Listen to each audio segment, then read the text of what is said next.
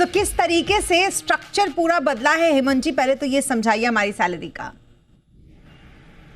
Ji Smita, I think आपने बिल्कुल ठीक कहा कि जो सैलरी जो स्ट्रक्चर जो बदल रहा है उसमें जो जो डेफिनेशन है वेजेस की उसमें बहुत क्लैरिटी आई है कि उसमें क्या क्या शामिल हो सकता है। तो उसके हिसाब से आपकी जो बेसिक है और जो डीएनएस अलाउंस है और जो रिटेनिंग अलाउंस है वो आपकी कॉस्ट टू कंपनी जो होती है उसका 50% होना जरूरी है। और वो इसलिए किया गया, ये बहुत ही इंपॉर्टेंट स्टेप है। वो इसलिए किया गया है कि आपका जो पीएफ का जो कंट्रीब्यूशन है वो बढ़ सके, आपकी जो ग्रेचुटी अमाउंट है वो बढ़ सके आगे जाके, ईएसआई से जो बेनिफिट्स है वो आपको बेटर मिल सके, राइट, और जो लीव एनकैशमेंट है उसमें भी आपको बेनिफिट हो सके।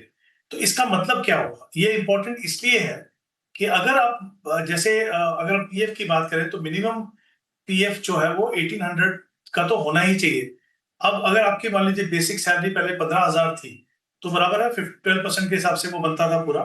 बट अगर आपकी बेसिक जो है 15 से नीचे थी तब भी आपका जो पीएफ कंट्रीब्यूशन था वो 1800 होना चाहिए था। अब क्योंकि वहां पे बहुत सारी एम्बिग्युइटीज थी, लोग अपने तरह से स्ट्रक्चर बनाते थे।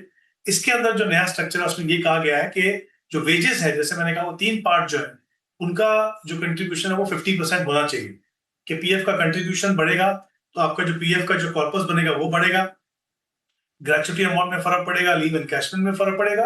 बट हाँ, आज की तारीख में आपको जो टेक होम है वो डेफिनेटली कम होगा। तो कहीं ना कहीं आई थिंक ऑब्जेक्टिव सरकार का वही था कि एक तो यहाँ पे थोड़ी क्लैरिटी आए कि वेजेस में क्या क्या आप डाल सकते हैं। दूसरा ये कि जो फ्यूचर के लिए जो पैसा बचे वो थोड़ा ज्यादा बचे। तो ये दो इंपॉर्टेंट पॉइंट थे जिसके लिए इसके अंदर इसको चेंज किया गया है। तो मुझे लगता है ये इंपॉर्टेंट है सैलरी क्लास के लिए।